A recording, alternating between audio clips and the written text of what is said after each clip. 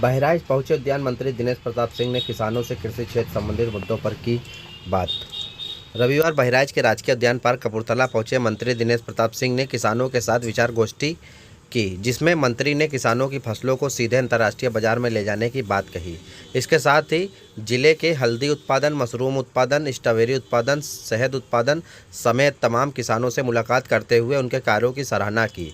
किसानों को प्रशंसा पत्र और सहयोग राशि देकर उत्साहवर्धन भी किया। किसानों ने विभिन्न मुद्दों पर मंत्री से सीधे बात की। किसी ने केले की खेती को लेकर केले में लगने वाले रोग के बारे में मंत्री जी को बताया, तो किसी ने केले की बिक्री बाहर हो जिससे अच्छा लाभ मिल सके, इस पर विचार विमर्श हुआ। मंत्री जी, आज बहराइच में आपने गोष्ठी करी है उद्यान विभाग की, सरकार की योजनाओं की आपने चर्चा करी है। क्या लगता है आज बहराइच जो इंस्पिरेशनल डिस्ट्रिक्ट है भारत में, उस पे किस तरीके के काम की आवश्यकता है और कितना विभाग उस पर सफल हुआ है? देखिए, बहराइच सहित नेपाल के सीमावर्ती उत्तर प्रदेश राज्य के सभी 7 जनपदों में राज्य के किसानों की कौन सी बेहतर उपज हम तैयार करा सकते हैं अपने राज्य सरकार के सहयोग से, जो मूल्य संवर्धन करके और दुनिया की बाजारों तक भी पहुंच जाए, ऐसी तलाश हमको थी। आज ऐसा बैठक हम लोगों ने इस आशय से की है। और कौन सी ऐसी फसलें हैं जो इन क्षेत्रों में जो कम क्षेत्रफल वाले किसान हैं, उन किसानों को कौन सी फसलें हमारी सरकार उनके बीच में प्रोत्साहित करे, उनका प्रोत्साहन करे, उनका मार्गदर्शन करे, उनका तकनीकी रूप से सहयोग करे कि वो फसलें तैयार करें और कम क्षेत्रफल में अधिक उपज उनको हासिल हो।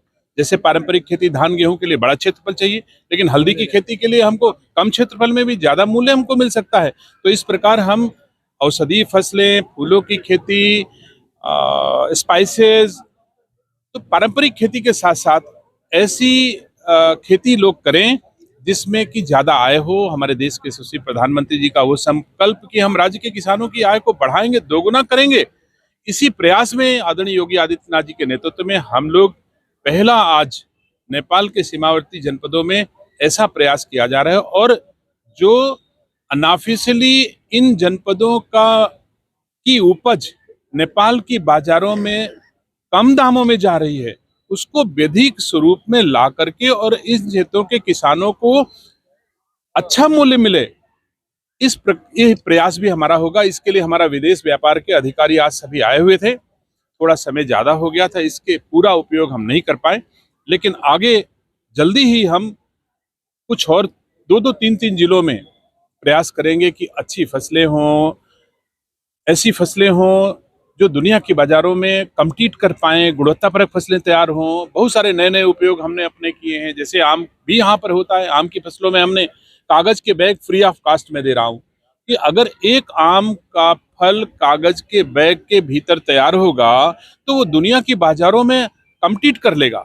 तो हम दुनिया की बाजारों में हमारा आम पहुंचे, इसके लिए गुणवत्तापरक आम उगाने के लिए हमारी राज्य सरकार फ्री ऑफ कास्ट किसानों को बैग दे रही है। पिछले वर्ष एक बाग में हमने आम के फलों के ऊपर बैग लगाने का काम शुरू किया, तो किसानों को अच्छा नहीं लगा, लेकिन जब वो फसल तैयार हुई तो जिसके ऊपर बैग लगा था वो 150 रुपए किलो आम बिका और जिसमें बैग नहीं लगा था वो 80 रुपए किलो आम बिका।